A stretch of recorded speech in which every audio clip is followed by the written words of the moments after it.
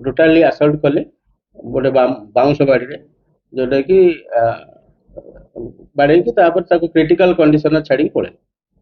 ଆମକୁ କାରିଣୀ ହଉଛନ୍ତି Nirupama Biswal, wife of late Bapi Biswal, village Raniguda, under Angul town PS.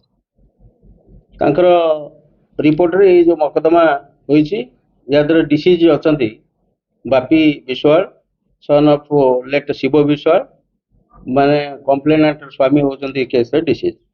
ଘଟଣା ଏହିପରି ଥିଲା ଯେ ଡିସିଜ୍ ଯୋଉ ବାପି ବିଶ୍ୱାଳ ଇଏ ବୁଲାବୁଲି କରନ୍ତି, କୋଉଠି ଲୁହା ଫୁଆ ଯଦି ପାଇଲେ ସଂଗ୍ରହ କରନ୍ତି, ତାକୁ ବିକିକି ଖର୍ଚ୍ଚ ବାର୍ଚ୍ଚ କରନ୍ତି। ଘଟଣା କ୍ରମରେ ସେ ଏଇ ଘଟଣାର 4-5 ଦିନ ପୂର୍ବରୁ ବୁଲାବୁଲି କରୁଥିଲେ ଆକ୍ୟୁଜ ମାନଙ୍କ ଘର ପାଖରେ। ଆକ୍ୟୁଜ ଯିଏ ଅଛନ୍ତି ଆମର ସୁଜିତ କୁମାର ସାହୁ, ସିଏ ଜଣେ ରେଲୱେ କଣ୍ଟ୍ରାକ୍ଟର। ସେ କିଛି ଆଇରନ୍ ମେଟେରିଆଲ, ପାଇପ୍, ସ୍କ୍ରାପ ଇଏ ସବୁ ଜମା କରିଥିଲେ। ଇଏ ଆଙ୍କ ବୁଲାବୁଲିକୁ ସେ ଡିସିଜକୁ ସେମାନେ ସନ୍ଦେହ କଲେ। ସନ୍ଦେହ ଭିତରେ ପାଟିତୁଣ୍ଡ ଟିକେ ହେଇଥିଲା। ସେତେବେଳେ ଡିସି ତାଙ୍କୁ ଗୋଟେ ଟେକା ଫୋପାଡ଼ିଥିଲା, ବାଜିଥିଲା ତାଙ୍କ ଉପରେ। ସେଇ ରାଗ ରଖିକି ସେମାନେ ମୌକା ଖୋଜୁଥିଲେ ଯେ ଆମର ଯୋଉ ଡିସିଜ୍ ବାପି ବିଶ୍ୱାଳ ଉପରେ ଆକ୍ରମଣ କରିବାକୁ। 16/8/25 ସନ୍ଧ୍ୟା 5ଟା ବେଳେ ସେମାନେ ଆগে ଡିସିଜକୁ ପାଇଲେ, ସେଇ ଯୋଉ ତାଙ୍କର ଛକ ପାଖରେ, ତ୍ରିବେଣୀ ଛକ। ତାପରେ ତାକୁ ଚେଜ୍ କରିଛନ୍ତି ଏବଂ ସେ ଯୋଉ ପଡ଼ିଆ ଅଛି ତାଙ୍କର ଗାଁର ପଡ଼ିଆ, ତ୍ରିବେଣୀ ଛକ ପଡ଼ିଆ ପାଖରେ ତାକୁ ଧରିଛନ୍ତି ଏବଂ ବ୍ରୁଟାଲି ଆସଲ୍ଟ କଲେ ଗୋଟେ ବାଉଁଶ ବାଡ଼ିରେ, ଯୋଉଟା କି ବାଡ଼େଇକି ତାପରେ ତାକୁ କ୍ରିଟିକାଲ କଣ୍ଡିସନରେ ଛାଡ଼ିକି ପଳେଇଲେ। ଆମର ଯୋଉ ପୁଲିସ କଣ୍ଟ୍ରୋଲ ରୁମର ଫୋନ ଆସିଲା, ଆମର ପୁଲିସ ଯାଇକି ପହଞ୍ଚି ତାଙ୍କର ଫ୍ୟାମିଲି ମେମ୍ବରକୁ ଇଣ୍ଟିମେଟ୍ କରିକି ମେଡିକାଲ ଆଣିକି ଆମର ଅନୁଗୁଳ ମେଡିକାଲରେ ଟ୍ରିଟମେଣ୍ଟ ପାଇଁ ପହଞ୍ଚେଇଥିଲେ।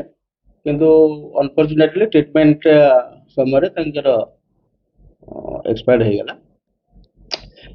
ସେଇ ସଂକ୍ରାନ୍ତରେ ଏଇ ଯୋଉ ତାଙ୍କ ସ୍ତ୍ରୀଙ୍କ ରିପୋର୍ଟରେ ଏଇ ଯୋଉ କେସ୍ ହେଇଛି, ଅନୁଗୁଳ କେସ୍ ନମ୍ବର 806/2025ର କେସ୍ ରେଜିଷ୍ଟ୍ରେସନ ହେଲା ପରେ ଆମର ଏସପି ସାର୍ଙ୍କ ନିର୍ଦ୍ଦେଶ କ୍ରମେ ଗୋଟେ ଭାଇବ୍ରାଣ୍ଟ ଟିମ୍ ଗଠନ ହେଲା। ତାଙ୍କର ତା ଭିତରେ ଆଇଆଇସି ନିଜେ ରହିଲେ ଏବଂ ଆଡିସନାଲ ଆଇଆଇସି ଆଇଓ ହିସାବରେ ମଧ୍ୟ ଥିଲେ। ତାଙ୍କ ସହିତ ଆହୁରି sub inspector Ashish Kumar Swain, constable Mahesh Nayak, Lingaraj Behera, Nilamadhab Dalabehera, ଏମାନଙ୍କୁ ନେଇ ଆଦିତ୍ୟ ସବ୍ ଇନ୍ସପେକ୍ଟର ଆଦିତ୍ୟ ପଟ୍ଟନାୟକ, ଏ ସମସ୍ତଙ୍କୁ ନେଇକି ଏସପି ସାର୍ ଗୋଟେ ଭାଇବ୍ରାଣ୍ଟ ଟିମ୍ କଲେ ଏବଂ ଡାଇରେକ୍ଟ ତାଙ୍କ ସୁପରଭିଜନରେ ବିଭିନ୍ନ ଜାଗାରେ ରେଡ୍ କରାଗଲା। ରେଡ୍ ପରେ 2 ଜଣ ଆକ୍ୟୁଜକୁ ଧରାଯାଇଛି। ତାଙ୍କ ନାଁ ହେଉଛି ସୁନୀଲ କୁମାର ସାହୁ, ବାପା ନା କରୁଣାକର ସାହୁ, ଆଉ ସୁଜିତ କୁମାର ସାହୁ ଆଲିଆସ୍ ଛୋଟୁ, ବାପା ନା କରୁଣ। 2 ଭାଇଙ୍କୁ ଧରାଯାଇଛି। ଯୋଉ ୱିପନ୍ ଅଫ୍ ଅଫେନ୍ସ ମାନେ କାଠ ବାଉଁଶ ବାଡ଼ି, ତାକୁ ମଧ୍ୟ ଯୋଉଠି ଲୁଚେଇ ରଖିଥିଲେ ତାକୁ ଜବତ କରାଯାଇଛି, ଅବଜର୍ଭିଂ ଅଲ୍ ଫର୍ମାଲିଟିଜ। ଏବଂ ସେମାନେ ଆରେଷ୍ଟ ହେଇକି ଆଜି ଫରୱାର୍ଡ ହଉଛନ୍ତି। ଏଫଆଇଆର ନାମରେ 3 ଜଣ ଅଛନ୍ତି, ବଟ୍ 2 ଜଣ ଆଜି ଆରେଷ୍ଟ ହେଲେ। ଆମେ ଦେଖୁଛୁ ଆହୁରି କାହାର ଏହା ଭିତରେ ଇନଭଲଭମେଣ୍ଟ ରହୁଛି, ସେଇ ବିଷୟରେ ତଦନ୍ତରେ ଆମେ ପାଇଲେ କାର୍ଯ୍ୟାନୁଷ୍ଠାନ ଜବତ ଯୋଉ ୱିପନ୍ ଅଫ୍ ଅଫେନ୍ସରେ ଜବତ ହେଇଛି, ଯୋଉଥିରେ ବାଡ଼େଇଛି ତାକୁ କ୍ରିଟିକାଲ କଣ୍ଡିସନରେ ଛାଡ଼ିକି ପଳେଇଥିଲେ ସ୍ପଟରେ, ସେଇ ଯୋଉ ବାଉଁଶ ଜବତ ହେଇଛି।